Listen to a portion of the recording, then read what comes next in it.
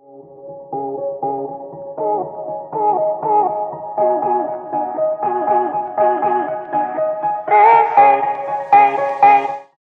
queridos, paz seja convosco, amém? Então hoje a gente vai estar dando início aí à nossa segunda videoaula aí, né, da Estação Roxa, né, que são os profetas menores.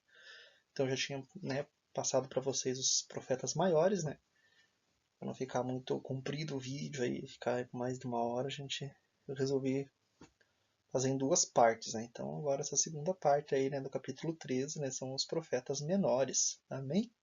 Então vamos iniciar com a oração, né? Que a gente sempre faz. Senhor Deus, meu Pai, obrigado por estarmos aqui hoje, Senhor Deus, em mais um vídeo, uma videoaula, Pai.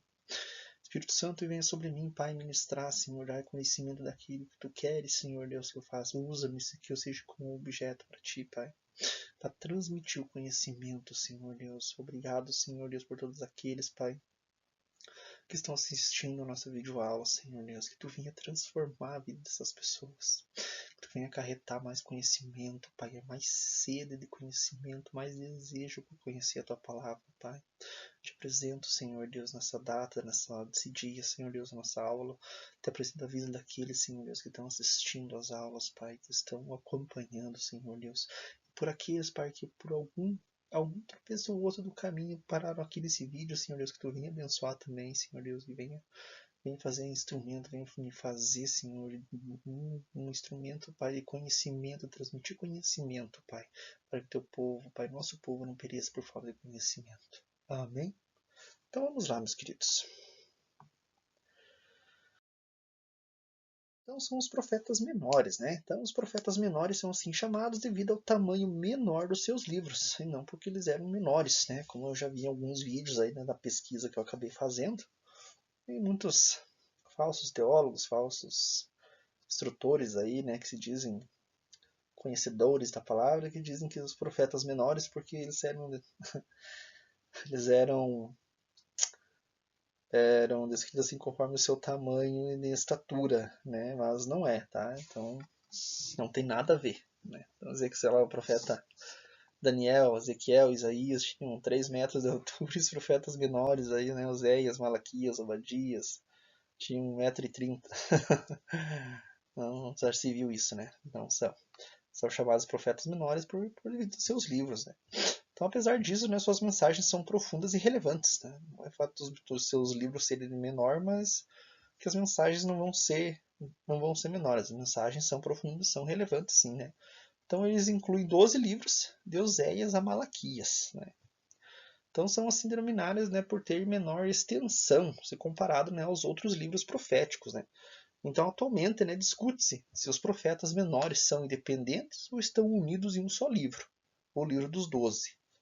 Né? Então, isso tem um debate grande, né, na área teológica, e não só teológica, mas científica também, sobre o livro dos 12, né? Que estão os profetas menores estão incluídos em apenas um livro, com 12 capítulos. Né? Mas vamos seguir a nossa Bíblia aí, que eles estão divididos, cada um tem seu livrinho, um tem seus capítulos, né, seus versículos. Vamos seguir a nossa Bíblia por enquanto, né, que é o nosso manual de Deus. Né. Então, se de um lado elementos que unem algum desses escritos, né, há também características próprias a cada um. Então, não é claro, portanto, né, se eles formam uma unidade. Caso isso ocorra, né, em que sentido e que medida estariam unidos, né, se fosse ocorrer, né, como que eles estariam unidos pelo mesmo tempo que foi escrito ou unidos pelo mesmo não tem às vezes palavras para dizer no que eles seriam unidos às vezes, né, na escrita, na posição geográfica, no tipo de literatura, enfim, isso ainda não está claro e creio que é apenas alguma ilusão, né. Então a gente vai começar aí com Oséias, né? Então, contexto, né? Então profetizou no reino do norte, Israel, né? No século 8 a.C. Né? Então ele traz os temas, né? A infidelidade de Israel, o amor fiel de Deus e a advertência de julgamento, né? Então Oséias é o único profeta dos 12 oriundo do reino do norte. Veja que interessante. Então Oséias é o único que veio de Israel. O restante dos 12 menores, né, veio todos de Judá. no Reino do Sul. Né? Então seu ministério é datado de meados ali do século VIII até os últimos anos antes da queda de Samaria.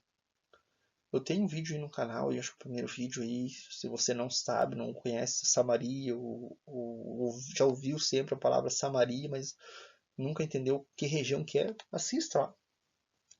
Assista lá que é bem interessante essa aula, né? É a aula, acho que é do capítulo 11, se não me engano. Então eu explico o que a Samaria, de onde que é, como surgiu, o contexto. Né?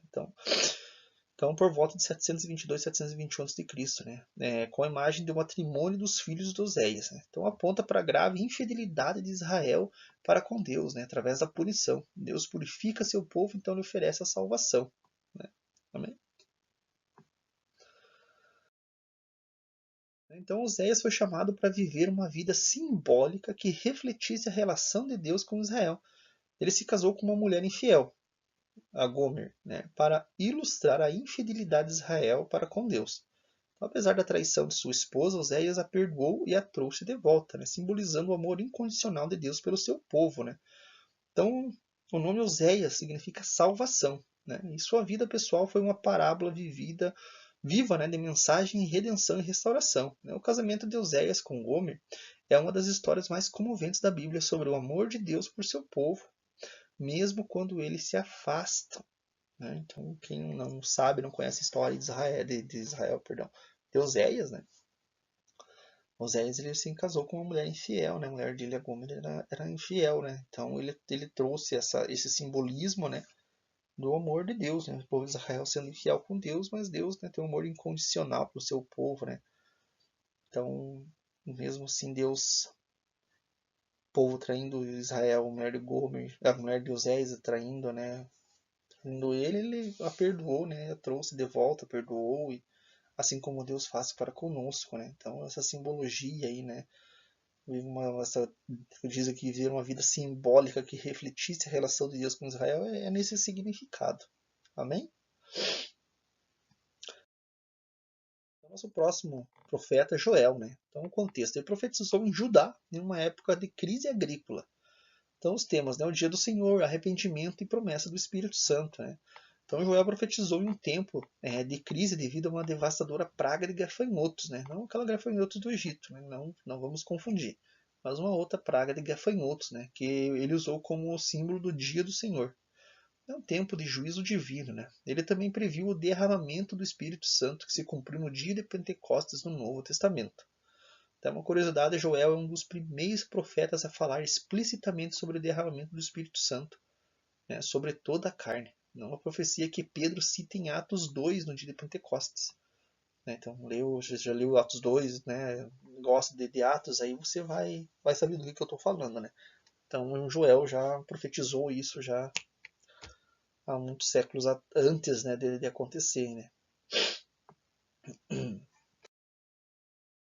Então, sua temática está centrada na vinda do dia do Senhor, que no final do livro se tornará o juízo para os pagãos e salvação para Judá.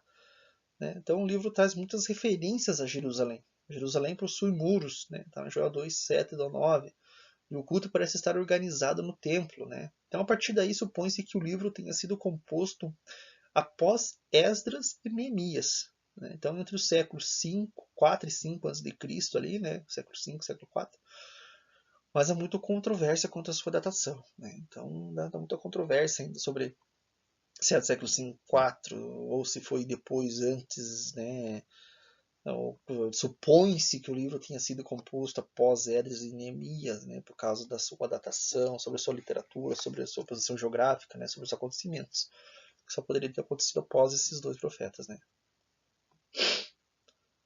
A gente vai para Amós. Né? Então, o contexto, profetizou no Reino do Norte. Né? Esse não, a gente viu ali, né, que Oséias era o único do Reino do Norte. O resto era todos do Reino do Sul.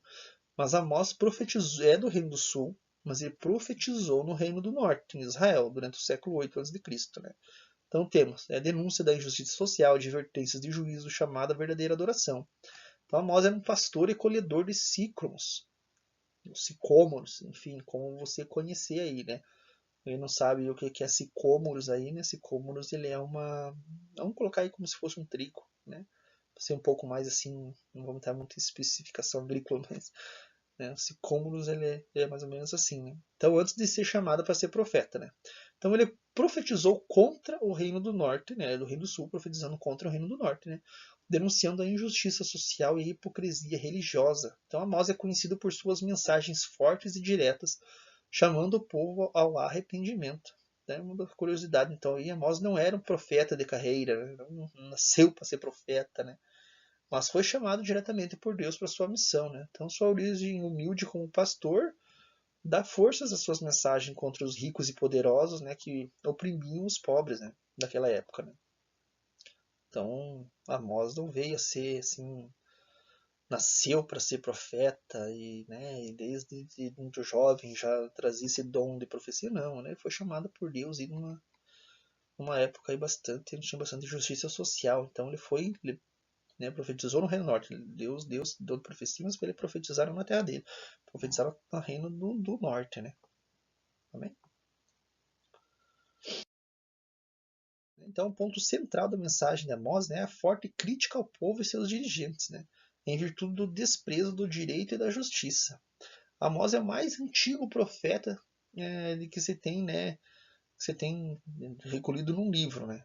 Então ele é oriundo do reino de Judá, como eu falei para vocês, do reino do sul, né? E anunciou a palavra de Deus no reino de Israel no século 8 a.C., provavelmente pouco antes de 750 a.C., tá?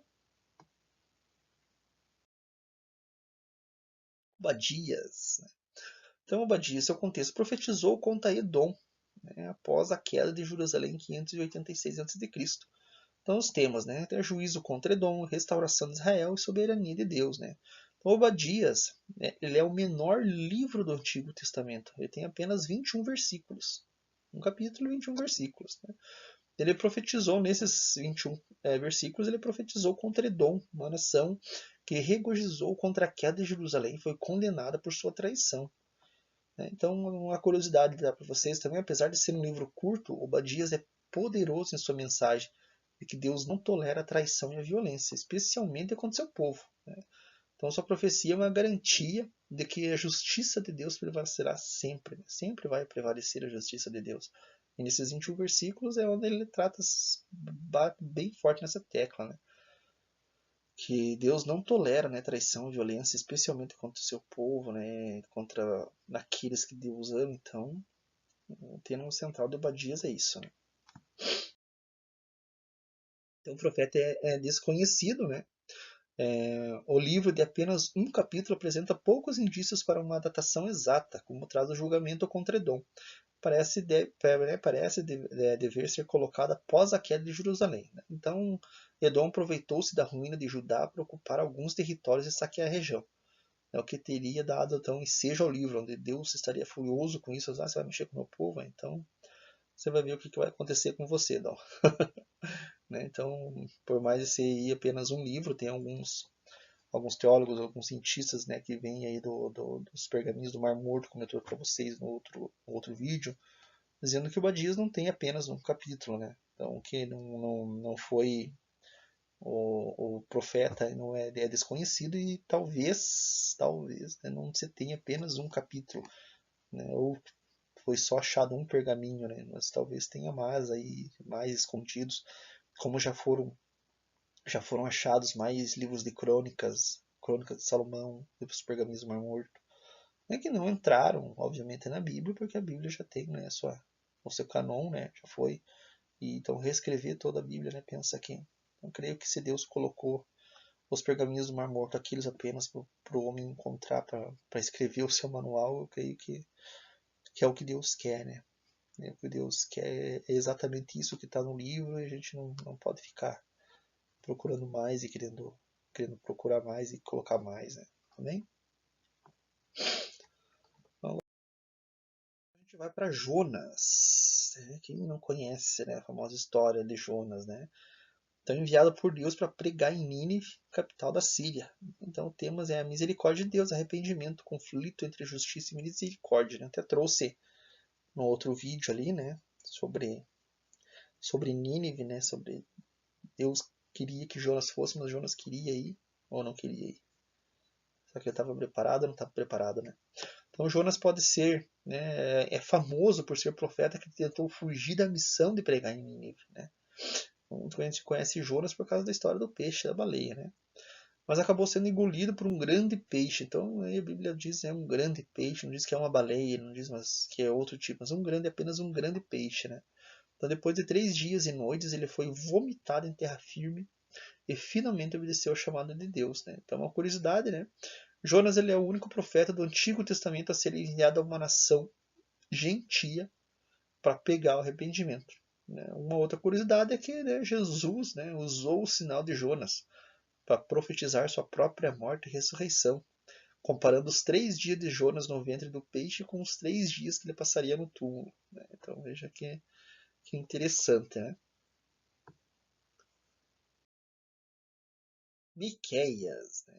Então profetizou em Judá durante o século 8 também. Né? Então você vai ver a maioria dos profetas e menores todos profetizaram no século 8, uma grande parte, não todos, mas uma grande parte no século 8, né?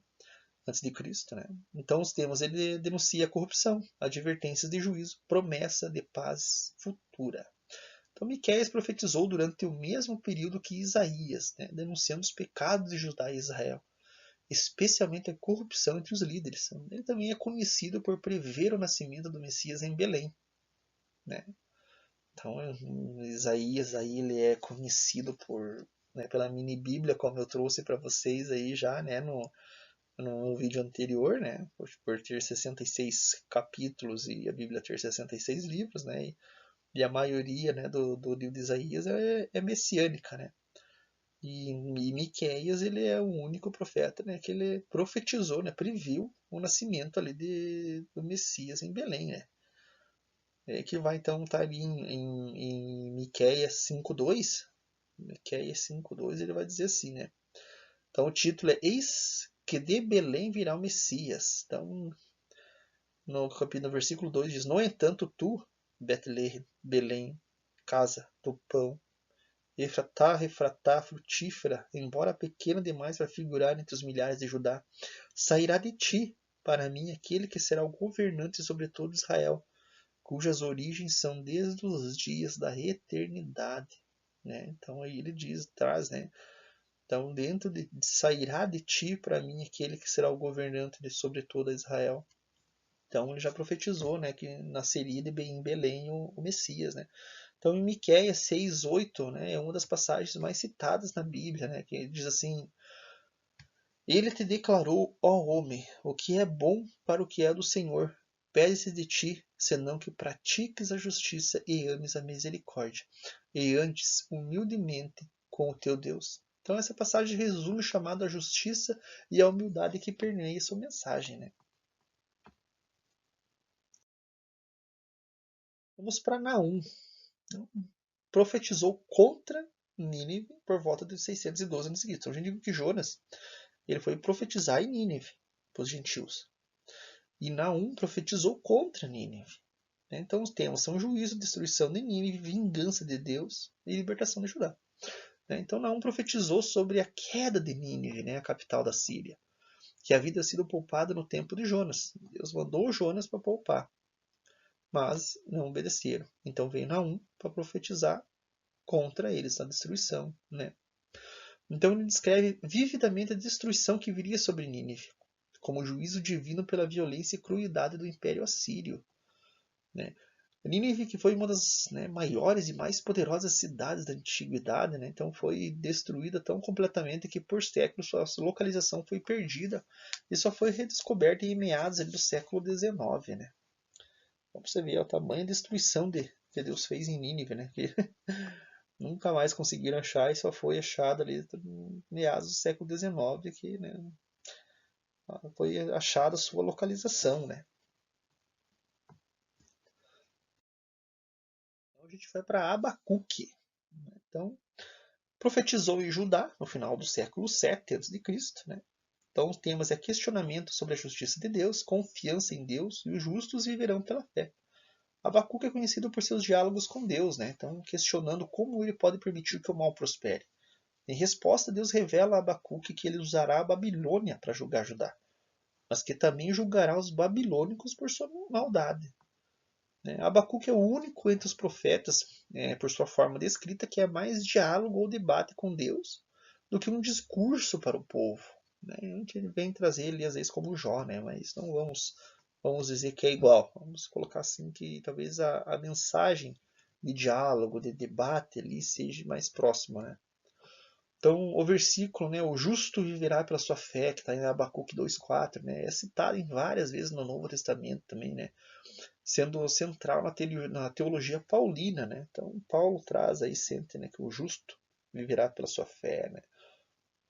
Traz então na teologia paulina, e a gente vai talvez trazer aí uma aula sobre as epístolas paulinas, né, e a gente vai ver bastante disso, né, o justo viverá pela sua fé.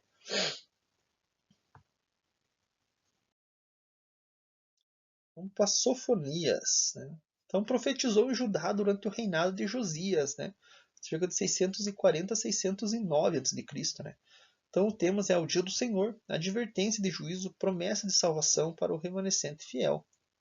Né? Sofonias profetizou durante o reinado, né, do bom rei Josias, né? Tempo de reforma religiosa. Né? Então, no entanto, Sofonias advertiu que as reformas externas não eram suficientes e que o coração do povo precisava se voltar verdadeiramente para Deus. Sofonias é um dos poucos profetas que menciona as nações ao redor de Judá em seu julgamento, mas também inclui uma promessa de restauração para os gentios, né? Antecipando a inclusão das nações na aliança com Deus. Amém? Ageu. Então, contexto, né? Profetizou em Judá após o retorno do exílio babilônico, né? Então cerca de 520 a.C. Né?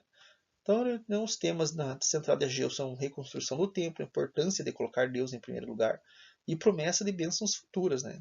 Então, Ageu foi um dos profetas que incentivou os exiliados a reconstruir o templo em Jerusalém após seu retorno da Babilônia. Né? Então, ele exortou o povo a colocar as coisas de Deus em primeiro lugar e a confiar que ele supriria suas necessidades. Ageu é um dos profetas pós-exílicos que mais enfatizou a importância da reconstrução do templo, vendo como crucial para o restabelecimento da comunidade judaica e da adoração correta a Deus. Nessa adoração do templo aí que Ageu traz, também a gente pode trazer que a reconstrução do nosso templo, né, do nosso coração. Então a gente tem que também enfatizar essa importância da gente também todo dia reconstruir o nosso templo, né, construir a nosso templo, né, pessoal, com nosso coração, nossa fé em Deus, né.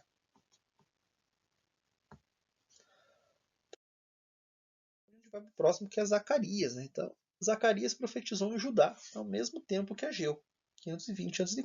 Né. Então os temas são visões apocalípticas, reconstrução do templo também, né, e uma esperança de restauração e paz. Né. Então Zacarias foi conterrâneo, né, contemporâneo de Ageu. Também incentivou a reconstrução do templo. Né. Suas profecias são conhecidas por visões apocalípticas e messiânicas. Muitas das vezes tem paralelo no livro de Apocalipse. Né. Então, Zacarias contém muitas referências messiânicas, incluindo a entrada triunfal de Jesus em Jerusalém montado em um jumento. Está lá em Zacarias 9:9. Deixa eu achar para vocês aqui ligeirinho. Zacarias 9:9, para vocês acompanharem o que vai estar escrito em Zacarias 9:9. Então vai estar escrito assim, né? O título é Eis que é chegado o rei de Sião. Alegra-te demasiado, ó cidade filha de Sião. Exulta, ó filho de Jerusalém. Eis que o teu rei vem a ti. Ele é justo e traz a salvação. Ele é humilde e vem montado sobre um burrico, um potro sagrado, cria de jumenta. Isso também Jesus fala, né, quando vai pedir, né, a jumentinha. Aí, né? Já lembram, né, da passagem de Zacarias. Né? Então é citada também, né, nos evangelhos, como eu falei para vocês. Né?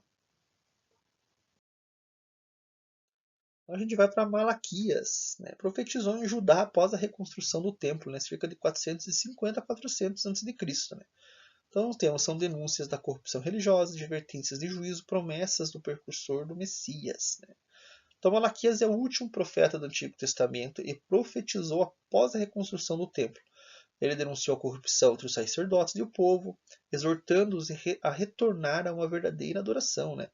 Então Malaquias é conhecido por sua profecia sobre o mensageiro que prepararia o caminho para o Senhor. identificado então, no Novo Testamento como uma referência a João Batista, né? Então pregou sobre o mensageiro, né? O que vinha predizer o caminho ali do Senhor, né? O que vinha preparar o caminho para o Senhor. Então referência a João Batista. Então, a gente termina, né, em Malaquias, né? Malaquias é o último livro aí, né, após o,